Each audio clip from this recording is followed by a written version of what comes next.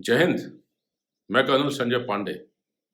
अग्निपथ और अग्निवीर के ऊपर मैं पहले 2 वीडियोस मेरे YouTube चैनल पर निकाल चुका हूं। जो पहला वीडियो था वो पूरा एक मैक्रो, एक बहुत बड़ा पिक्चर ये समझने के लिए। दूसरा जो वीडियो था वो जो सरकार ने स्कीम अनाउंस की है, जिसके डॉक्यूमेंट्स इंटरनेट के ऊपर अवेलेबल है, केवल उन डॉक्यूमेंट्स का विश्लेषण और मेरे विचार। आज तीसरा एपिसोड है।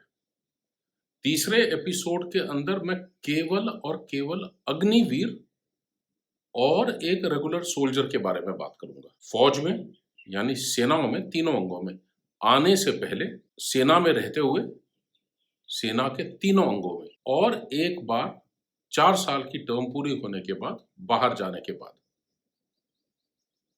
इनके बारे में जब मैं बात करूंगा, और जिस समय आप पहला और दूसरा वीडियो मेरा देख चुके होंगे, इन तीनों वीडियोस के साथ मैं सबसे आखिर में ऑब्जर्वेशंस अपने दूंगा। कल का जो आखिरी एपिसोड है वो सबसे ज्यादा जरूरी है, जिसके अंदर मैं काफी क्रिटिकल रहूंगा कि पूरी एस्टैब्लिशमेंट प्रो अग्निपथ और 99% वेटरन्स एंटी अग्निपथ।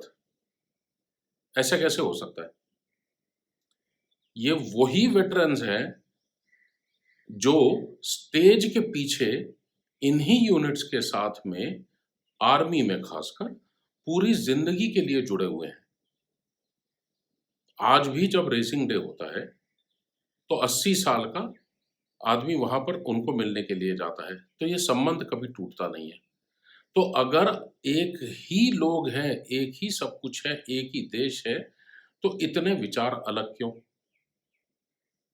कि एक प्रो एस्टैब्लिशमेंट, एक एंटी एस्टैब्लिशमेंट, एक प्रो अग्निपथ, एक एंटी अग्निपथ। और जनरल साहब से लेके आप टीवी देखते रहिए बस। इसका मैं विश्लेषण करूंगा, काफी कड़वा होने वाला है। केवल मैं अभी एक शब्द से यहां का आज का वीडियो शुरू करता हूं। अग्निपथ से भारतीय सेनाओं का भारतीयकरण शुरू हो चुका है। मेरा अपना स्टैंड पिछले 8 सालों में कई बार मैंने लिखा हुआ है। रेडिकल मिलिट्री रिफॉर्म्स, मौलिक अगर आप बदलाव नहीं लाते हैं, अगर तीनों सेनाओं के बीच में और खासकर भारतीय सेना के अंदर, तब तक हम अगले युद्ध के लिए तैयार नहीं रह सकते। तो ये ऐसी क्या चीज है जो हमें रेडिकली चेंज करनी है? इसके बारे में मैं काफी लिखता रहा हूं और पब्लिक डोमेन में अवेलेबल भी है, आप पढ़ भी सकते हैं। उनमें से कुछ चीजें मैं कल कवर करूंगा। आइए आज का शुरू करते हैं। एक काल्पनिक आदमी बन गया है अग्निवीर। ये एक ऐसा काल्पनिक कैरेक्टर बन गया है महाभारत का या रामायण का या इस तरह की गेम ऑफ थ्रोन्स का, कि एक हमने सोचा हुआ है कि ऐसा कोई एक व्यक्ति है अग्निवीर, जो एक अकेला आएगा और पूरे के पूरे देश को बदल देगा, सेनाओं को बदल देगा। ये कौन है काल्पनिक आदमी जिसके बारे में इतना ज्यादा बातों को उछलाया जा रहा है कि ये आके ऑपरेशनल प्रिपेयर्डनेस ठीक कर देगा, ऑपरेशनल इफेक्टिवनेस ठीक कर देगा, फौज का स्टैंडर्ड बढ़ा देगा, वगैरह वगैरह? कौन है ये? किस लेवल के ऊपर ज्वाइन हो रहा है? इसकी पढ़ाई क्या है? ऐसी क्या चीज है इसके अंदर जो आज तक किसी ने की नहीं है? चलिए उसके बारे में बात करते हैं। सेनाओं में, चाहे सेना हो, थल सेना, जल सेना या वायुसेना, एंट्री लेवल के ऊपर सबसे नीचे की जो रैंक है, जिसे फौज में सिपाही कहा जाता है, एयरक्राफ्ट्समैन कहा जाता है एयरफोर्स के अंदर, सेलर कहा जाता है नेवी के अंदर, अग्निवीर उस लेवल के ऊपर यानी सेना की सबसे नीचे की रैंक में आके शामिल होने वाला है। दूसरी चीज, उस रैंक के ऊपर आज तक जो रिक्रूटिंग होती थी, वो उसकी टर्म्स और कंडीशन ऐसी थी कि वो जवानों को कम से कम 15 साल 17 साल नौकरी करनी पड़ती थी पेंशन पाने के लिए। कलर सर्विस नाम का एक वर्ड था जो सरकार यूज करती थी कि ये कम से कम इतनी नौकरी होना जरूरी है पेंशन के लिए। तो वो जवान चाहे अगर उसे प्रमोशन नहीं मिला तो 15 से 17 साल नौकरी करके 17 साल में उसे फौज के बाहर भेज दिया जाता था, ना कि वो आता था। अगर आप उसके ऊपर छोड़े तो वो तो पूरी नौकरी करना चाहता था। इसीलिए ये जो जवान की लेवल के ऊपर सबसे ज्यादा जो हम लोग कहते हैं 35, 36, 37 साल में जवान बाहर आ जाता है, वो आ नहीं जाता, उसे भेजा जाता है क्योंकि उसका अगला प्रमोशन नहीं हुआ, रैंक बेस्ड उसका रिटायरमेंट है, उसको अगली रैंक नहीं मिली तो उसे भेज दिया गया बाहर। उसके बाद जब उसे एक बार प्रमोशन मिल जाता है, वो नायक बन जाता है, हवलदार बन जाता है, जेसीओ बन जाता है, या कॉपल बन जाता है, या सार्जेंट बन जाता है, जूनियर वारंट ऑफिसर बन जाता है, वारंट ऑफिसर बन जाता है, या मास्टर वारंट ऑफिसर बन जाता है, और इसी तरह की रैंक्स नेवी में उसके अंदर कोई भी नौकरी छोड़ के नहीं जाता। जाएगा तब जब उसका अगला प्रमोशन ना हो और सर्विस कंडीशन के हिसाब से, चूंकि अगला प्रमोशन नहीं मिला है तो करंट रैंक में वो केवल इतने ही साल रह सकता है और इससे ज्यादा नहीं, इसीलिए उसको भेज दिया जाता है। तो वॉलंटरी रिटायरमेंट नाम की जवानों के अंदर चीज बहुत ही कम देखी जाएगी। मेरे ख्याल से अगर 100 अगर जवान तीनों सेनाओं के मिला के अगर 100 लोग रिटायर हो रहे हैं तो शायद 5 होंगे जो वॉलंटरी रिटायरमेंट, जो नौकरी नहीं करना चाहते, जो जाना चाहते हैं, जो कागज देके घर निकल जाते हैं, 100 में से 5 होगा। आपको 95% आदमी को भेजा जाता है। और तीनों सर्विस के अंदर कंडीशंस अलग अलग है। आर्मी की अलग है, नेवी की अलग है, एयरफोर्स की अलग है। जो मनमुटाव शुरू होता है यहीं से शुरू होता है कि जब वो एयरफोर्स में इतनी नौकरी कर सकता है तो मैं आर्मी में क्यों नहीं कर सकता। अग्निवीर को जिस समय भर्ती किया जाएगा उसको तीनों सेनाओं के अंदर अग्निवीर के नाम से जाना जाएगा। उसके यूनिफॉर्म के ऊपर कोई ना कोई एक ऐसा अलग साइन रहेगा जिससे पता चलेगा कि ये अग्निवीर है, और वो केवल 4 साल रहेगा। 4 साल होते ही वो बाहर चला जाएगा, यानी आपका एक इस तरह से चक्र बन जाएगा। मैं अभी सेना की बात कर, जो आखिरी रिक्रूटमेंट है वो हुआ है 2019 में। उसके बाद कोविड के वजह से आपका रिक्रूटमेंट नहीं हुआ। ट्रेनिंग सेंटर में जिस दिन लॉकडाउन हुआ है उस दिन जो ट्रेनिंग सेंटर के अंदर जो जवान थे, चाहे वो एक दिन पहले क्यों ना आए हो, वो रेगुलर जवान है जो अभी फौज में जाएंगे। उसके बाद कोई रिक्रूटमेंट नहीं हुई है। तो हम ये मान के चलते हैं कि 2020 से कोई रिक्रूटमेंट नहीं हुई है। 2019 का जो भर्ती हुआ रिक्रूट है वो 2036 में रिटायर हो जाएगा। यानी आज से लेके 2036 तक अगले 14 सालों में पूरा जवान का जो कंप्लीट आपका रैंक स्ट्रक्चर है और जो कंपोजिशन है तीनों सेनाओं के अंदर, ये पूरा का पूरा अग्निवीर से रिप्लेस हो जाएगा। और याद रखिए कि इसमें से जवान लेवल के ऊपर कोई भी ऐसा अग्निवीर नहीं रहेगा जिसकी नौकरी 4 साल से ज्यादा है। जो इसमें से 25% एब्जॉर्ब होंगे वो हर साल अपना प्रमोशन पाते पाते और एक्सपीरियंस पाते हुए सीनियर होते जाएंगे। यानी मेरा ऐसा मानना है कि आज से 15 साल के बाद 2036 तक जब ये आखिरी जवान निकल जाते हैं उस समय अग्निवीर पूरे सीनियर तक आ चुके होंगे।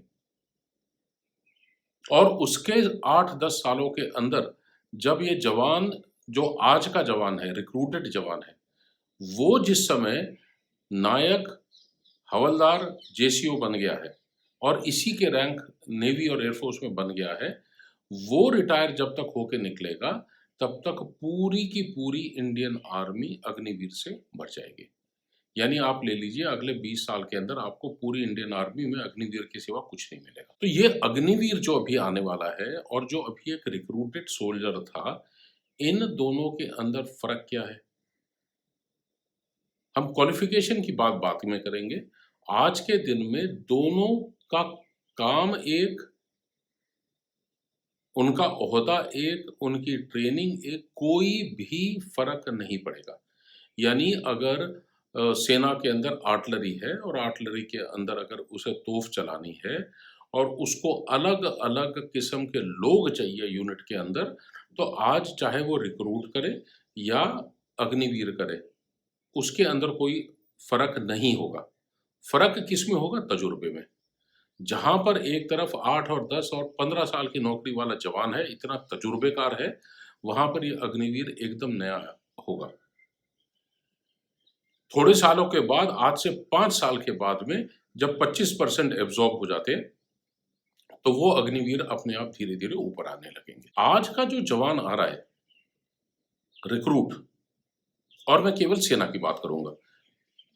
मैं हर समय कहता हूँ नेवी और एयरफ़ोर्स बहुत ज़्यादा टेक्निकल और बहुत ज़्यादा आर्मी से आगे हैं रिक्रूटमेंट में और उनकी अपनी रिक्वायरमेंट क्या है उसे पूरे करने में।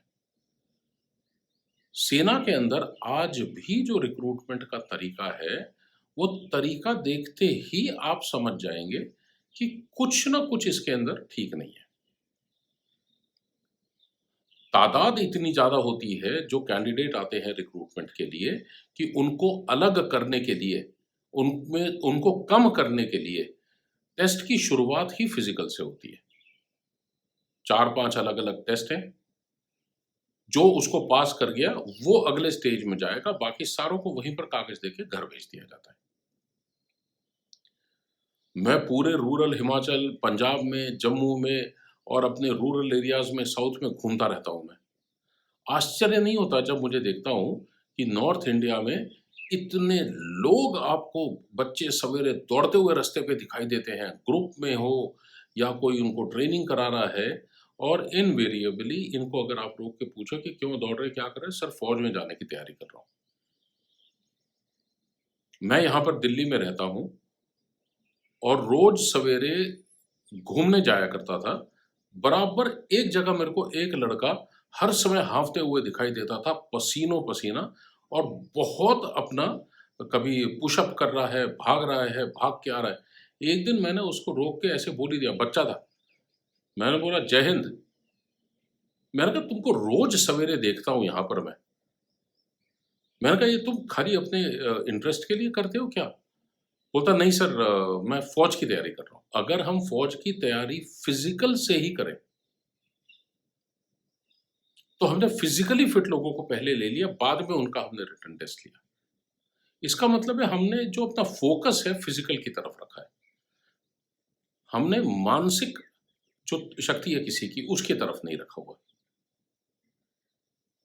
तो ये इस तरह से अगर आपका रिक्रूटमेंट अगर हो रहा है, तो जायज़ है कि आपका जो स्टैंडर्ड भी होगा, उसी तरह से होगा। आज की जितनी टेक्नोलॉजी है, जिस तरह से छोटी-छोटी चीज़ें आ रही हैं, उनको भी एब्ज़ॉर्ब करना बहुत मुश्किल है। 2003 में मैंने पहली बार मेरे लाइफ़ में मोबाइल पकड़ा है। आज मेरी ग्रैंडडॉटर है, वो मोबाइल के अंदर देख के ऐसे हाथ में पकड़ के 2 साल की अभी होनी है, पर अपने हाथ में पकड़ के फेस टाइम करती है। फ़र्क देख रहे हैं आप? सो हमें बदलना बहुत ज़रूरी है। अग्निवीर की जो एंट्री है, इसके बारे में कुछ भी नहीं लिखा हुआ है, ना बताया गया है। मैं ये समझता हूँ कि अगर हम एक ऑल इंडिया रिटन एग्ज़ाम की बात कर रहे हैं, जो कि ऑनलाइन होगी, जिसके अंदर पास करना कम से कम ज़रूरी है, अगर आप सेना के किसी भी अंग में जाना चाहते हैं। यानी ये सबसे पहला बड़ा गेट है, जिसको आपको पार करना ही पड़ेगा। अगर इस तरह की ऑनलाइन एग्ज़ाम आती है, जो आज तक नहीं पता है कि इसका ये कैसे अमल में आने वाला है। अगर इस तरह की एग्ज़ाम आती है, तो आप मान के चलिए कि आपका जो सिलेक्शन का बेस है, इतना ज़्यादा ब्रॉड हो जाएगा, इतना ज़्यादा फैल जाएगा, इतना ज़्यादा आपको टैलेंट मिलेगा, जिसकी कोई लिमिट नहीं है। अर्बन एरिया के अंदर शहरों में रहने वाले जिन लोगों ने एजुकेशन ली है, आईटीआई में जाते हैं, जो अलग-अलग इंस्टीट्यूट्स में जा रहे हैं, कॉलेज में जा रहे हैं, उनके लिए सेना के अंदर आने की जो इच्छा है, जो एक हमने एक मानसिक भाग कर रखा है कि ये जवान है, ये ऑफ़िसर है, इसको भी तोड़ना बहुत ज़रूरी है। एनसीसी सी सर्टिफिकेट है तो केवल तुम ऑफिसर ही जाओगे। ये जो ऑफिसर जवान का ये जो एक हमने भाग बना रखे, इसे तोड़ना बहुत जरूरी है। चाहे इंजीनियरिंग कॉलेज के अंदर ग्रेजुएट हो, पर अगर वो सेना में एज अ अग्निवीर आना चाहता है तो इसमें खराबी क्या है? अगर आप एक अपना स्टैंडर्ड हाई करके रखें तो एक तो चीज पक्की है कि जो रूरल यूथ है, जो हमारे गांव का यूथ है, उसका एक जो सबसे बड़ा आज एम्प्लॉयमेंट का एक जरिया है सिक्योरिटी फोर्सेस। क्योंकि वहां पर फिजिकल को ये दिए जाते, उसको नुकसान बहुत होगा। उसे हम कैसे ऊपर लाएं, ये सोचना बहुत जरूरी है। पर अगर आप सेना के तीनों अंग देखें और अगर आप इसकी ओपन एग्जाम का स्टैंडर्ड इस तरह से बना के रखें कि कम से कम ये स्टैंडर्ड पे एंट्री लेवल आदमी कोशिश करेगा सेना में भर्ती होने के लिए, यानी वो कम से कम एक बार है आपने ऑनलाइन में सेट कर दिया, उसे पार करना जरूरी है। तो मैं समझता हूं कि पूरा यूथ अक्रॉस इंडिया, उसके लिए एक अपॉर्चुनिटी आती है सेना में आने के लिए। और केवल फिजिकल कम है, इस वजह से उसे आउट नहीं होना पड़ेगा। ये तो मैं सेना की बात कर रहा हूं। उसी तरह से तीनों सेना के तीनों अंगों ने जो इनके आज रिक्रूट की तरफ से रिक्वायरमेंट है, उस रिक्रूट की रिक्वायरमेंट को इमीडिएटली बहुत ज्यादा आपको चेंज करना पड़ेगा और हाई करना पड़ेगा। मैं आर्टिलरी से हूं, अगर मेरी गन चलाने के लिए 7 और 8 और 10 लोग चाहिए, मैं तो बहुत ज़्यादा खुश हो जाऊंगा अगर ये 7 और 8 9 लड़के, ये आईटीआई लेवल के या इंजीनियरिंग जिन्होंने 1 साल 2 साल की हुई है, वो करके अगर आ जाते हैं। क्योंकि ये आदमी ना केवल बहुत ज़्यादा दिमाग वाला होगा, समझदार होगा, पर ये स्टैंडर्ड भी काफ़ी ऊपर लेके आएगा। अग्निवीर जितना इसके ऊपर हवा मचाया जा रहा है, तो ये काम क्या करेगा अंदर आके? अगर इसने 100% जवानों को रिप्लेस अगर इसने करना है, तो 100% जवानों को जो आज सेना के अंदर काम करने बहुत ज्यादा जरूरी है, जिसके सिवा सेना चल ही नहीं सकती, वो इसे काम करने पड़ेंगे।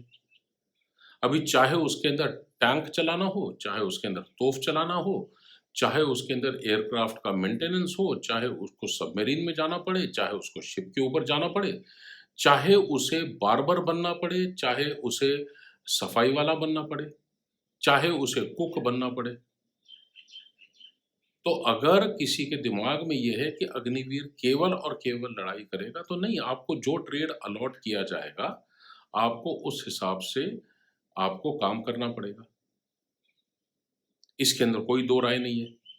अभी इसके अंदर भी अगर सेना के तीनों अंग अपने अलग-अलग भाग लेके आ जाएँ कि मेरिट बेस्ड करेंगे, तो सबसे नीचे के मेरिट को ये मिलेगा काम और वो मिलेगा, इसका मतलब है हमने काम के अंदर ही भेदभाव करना शुरू कर दिया, जो कि गलत है। 6 महीने में इनको क्या ट्रेनिंग हम अग्निवीर को देंगे? आज अगर आप एक रिक्रूट की बात करते हैं, अगर वो इन्फेंट्री में है या आर्मर्ड में है या आर्टिलरी में है, यानी ये जो मैन पावर इंटेंसिव है, जिनका पीस टाइम के अंदर कोई खास काम नहीं रहता ट्रेनिंग के सिवा, या फिर आप एओसी ले लीजिए, एएससी ले लीजिए, एयरक्राफ्ट का मेंटेनेंस ले लीजिए, टेक्निकल लोग ले लीजिए एयरफोर्स के, जो 24 घंटे काम करते रहते हैं, या नेवी के आप ले लीजिए जो शिप्स के ऊपर है, जो 24 घंटे नेवल बेसिस के अंदर काम करते रहते हैं। तो अगर हम इन लोगों की ट्रेनिंग देखेंगे, तो जहां पर एक तरफ ट्रेनिंग 20 और 25 महीने की है, वहां पर कुछ ट्रेनिंग 5 और 6 महीने की भी है। तो इस 6 महीने के अंदर हम इनको क्या ट्रेनिंग दे सकते हैं? मेरा कल का वीडियो आपने देखा होगा, आर्म्ड फोर्सेस है, आपको एक फेट अकम्पली आपको दिया गया है कि आप अग्निवीर लेंगे और 4 साल रखेंगे, 25% आप उसके बाद एब्जॉर्ब करेंगे। तो आपके पास ट्रेनिंग कमांड्स हैं, आप डिवाइस कीजिए, आप अपने ट्रेनिंग प्रोग्राम्स बनाइए और किसी भी तरह से 6 महीने की ट्रेनिंग देने के बाद इनको आप यूनिट में काबिल बना के भेजिए। अगर हम नहीं भेज सकते हैं, तो ये अग्निवीर के अंदर कमी निकालने के बजाय हम उन ऑफिसरों को उनके पद से निकालें। क्योंकि अगर आज का यूथ अगर हमसे ज़्यादा टेक्निकली क्वालिफाइड है और उसको फिजिकली आपने फिट करके रखा हुआ है, उसका दिमाग तेज चल रहा है, इसका मतलब है आपको इतना ज़्यादा काम उसे डेलीगेट करना पड़ेगा जो कि वो कर सकता है। आपको डेलीगेट करना पड़ेगा, आपको सिखाना पड़ेगा। इसका दूसरा मतलब ये हुआ कि आज जेसीओ और ऑफिसर जिस लेवल पे हैं, जिस लेवल पे काम कर रहे हैं, आपको अपनी खुद की कैपेबिलिटी दुगनी या तिगनी बढ़ानी पड़ेगी, तभी जाके आप कल के यूनिट्स को सँभाल पाएँगे, नहीं तो आप सँभाल नहीं सकते। 4 साल के बाद ये निकल जाएगा, 25% इसमें से रिप्लेस हो जाएँगे। जैसा मैंने आपको बताया कि तकरीबन 14 साल के अंदर इंक्लूडिंग जेसीओ पूरे के पूरा काडर आपका साफ हो जाएगा। जो पुराने जवान हैं वो निकल जाएँगे, पेंशन बिल आपका ज़ीरो हो जाएगा, 4 साल के बाद ये बाहर निकलते रहेंगे और पेंशन बिल ज़ीरो तो नहीं होगा, आपका 25% फिर भी रहेगा क्योंकि आपने 25% को आपने एब्ज़ॉर्ब किया है, वो तो आपका रहेगा ही। अग्निवीर जो बाहर जा रहा है, पोस्ट रिलीज़ इनका अट्रैक्टिव बनाना बहुत ज़रूरी है।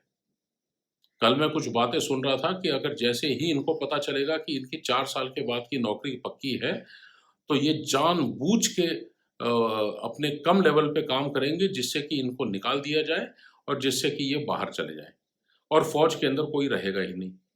तो हम एक ऐसे काल्पनिक आदमी के बारे में काल्पनिक बातें कर रहे हैं। तो जब तक ये होगा नहीं तब तक पता नहीं चलेगा और अगर ऐसा होने लग गया तो बाद में मेजर ले सकते हैं।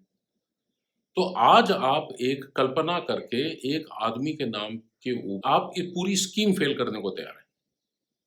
इसके अंदर मैं जितने लोग आज इस स्कीम को क्रिटिसाइज़ कर रहे हैं, उनके सोचने की ताकत के ऊपर मैंने शक करना शुरू कर दिया।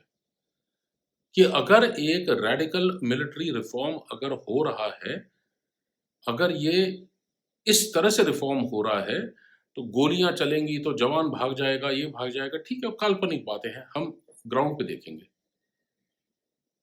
और उसको ठीक करने में ज़्यादा मुश्किल नहीं है। एक चिट्ठी गवर्नमेंट निकालेगी कि 4 साल का आपका एंगेजमेंट 15 साल का एंगेजमेंट है, कोई जा नहीं सकता।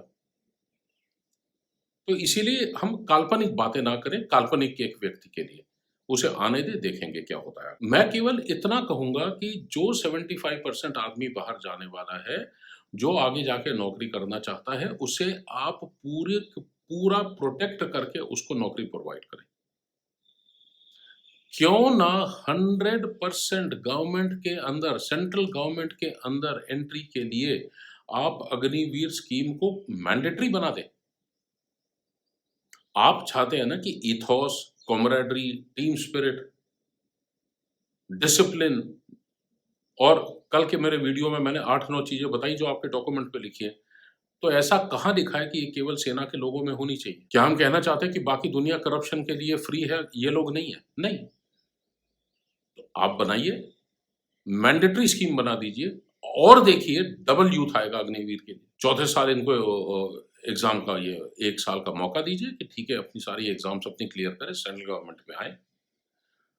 थोड़े दिन के बाद ये जो एक इतना बड़ा गैप है डिफेंस के बीच में और एक सिविलियन माइंडसेट के बीच में, जिसका नुकसान ज़्यादा है, फ़ायदा कम, वो कम होता रहेगा। करें तो सही, मैंडेटरी बनाएँ आप। कल मैंने बताया था कि ये जो स्कीम जिस दिन अनाउंस हुई है और कल जिस तरह से मैंने सारे डॉक्यूमेंट्स का, सरकारी डॉक्यूमेंट्स का विश्लेषण किया, मैं तो पूरी तरह से कन्विंस्ड हूँ कि ये सेना वगैरह किसी को इस पिक्चर के अंदर नहीं लिया गया। केवल एक अनाउंसमेंट कर दी गई और थोड़ा बहुत जो सोच-विचार करना था, वो एक वो डॉक्यूमेंट्स के अंदर डाल के इंटरनेट पे आ गए, जिनको कल मैंने 2-3 बार कहा कि ये काफ़ी बचकाना जुवेनाइल डॉक्यूमेंट्स लगते हैं। इनको हमें ठीक करके इंटरनेट पे डालना ज़रूरी है क्योंकि पूरी दुनिया देख रही है, पूरी दुनिया पढ़ रही है। हमारे हाथ में है, डॉक्यूमेंट्स निकाल के उनको अच्छी तरह से बना के फिर से आप अपलोड करें। और कई और ऐसी चीज़ें हैं जिससे ये पता चलता है कि अगर इन चीज़ों के ऊपर, इसके ऊपर अगर किसी ने 2 साल की सोच डाली होती, तो बहुत सारी चीज़ें पहले दिन ही अनाउंस हो जाती। पर दूसरे दिन जैसे ही प्रोटेस्ट चारों तरफ शुरू हुए, दूसरे दिन एज लिमिट बढ़ा दी गई 21 से 23 साल। 10% सीएपीएफ के अंदर अनाउंस कर दिया गया कि एब्जॉर्ब होंगे। फिर अनाउंस हो गया कि 10% मिनिस्ट्री ऑफ डिफेंस के अंदर होंगे। बैंक लोन के बारे में बात होने लग गई। यूजीसी स्किल रिकॉग्निशन सर्टिफिकेट के बारे में बात होने लग गई, ओपन स्कूलिंग की बात होने लग गई। ये सारे रिएक्शंस हैं कि जैसे जैसे दबाव बढ़ता गया, प्रोटेस्ट बढ़ता गया कि एक चीज आप अनाउंस करते रहे, तो ये बेसिकली हम लोग फायर फाइटिंग कर रहे थे। अभी कल सेना के 3 रिप्रेजेंटेटिव और डीएमए ऑफिस से एक जनरल साहब आके ओपन प्रेस कॉन्फ्रेंस दे रहे। जो बातें मैंने सुनी है उनके ऊपर मैं कुछ भी नहीं कहना चाहूंगा, क्योंकि मैंने खुद कभी वर्दी पहनी थी, उन्होंने आज पहनी है, और उन्होंने जो बातें की हैं उसके बारे में मैं पब्लिक डोमेन में बात नहीं करना चाहूंगा, पर केवल इतना बताना चाहूंगा कि मैं सहमत नहीं हूं। अगर 20 महीने का इसके ऊपर विचार किया होता तो डायरेक्टरेट जनरल ऑफ रीसेटलमेंट बंद करने की बात क्यों नहीं किसी ने की? उससे पैसे बहुत सारे बचेंगे, इसके बारे में बात क्यों नहीं हुई? केंद्रीय सैनिक बोर्ड को कितने सालों में बंद कर दिया जाएगा, किस तरीके से बंद किया जाएगा, राज्य सैनिक बोर्ड को किस तरह से बंद किया जाएगा, इसके बारे में बात क्यों नहीं हुई?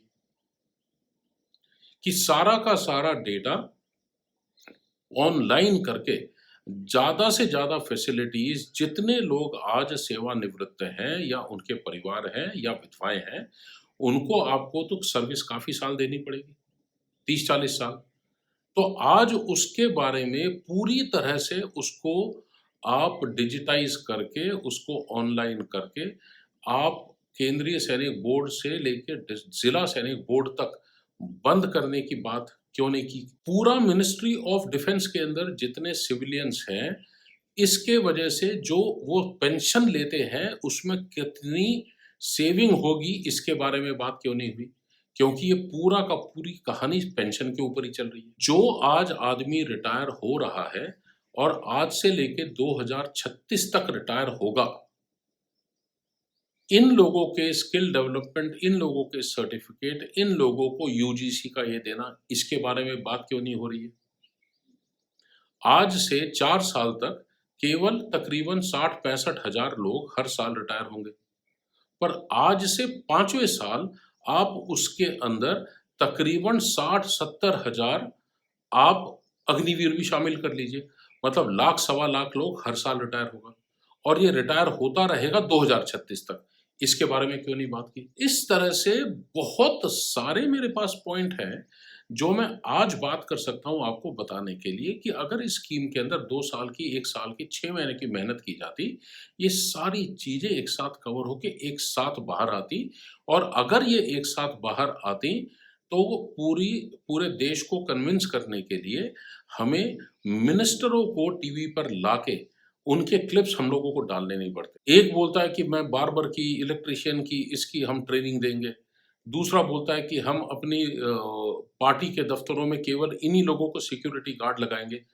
अगर स्कीम बहुत कॉम्प्रिहेंसिव तरीके से बनाई हुई होती, मेहनत की हुई होती इसके ऊपर, और ये सारी चीजें आपकी एक साथ अनाउंस होती, तो ये कुछ भी नहीं होता। पर आज हर जगह पे केवल अग्निवीर, अग्निवीर यूथ, अग्निवीर, हम लोगों को इतनी एक्सेसिव पब्लिसिटी क्यों करनी पड़ रही है?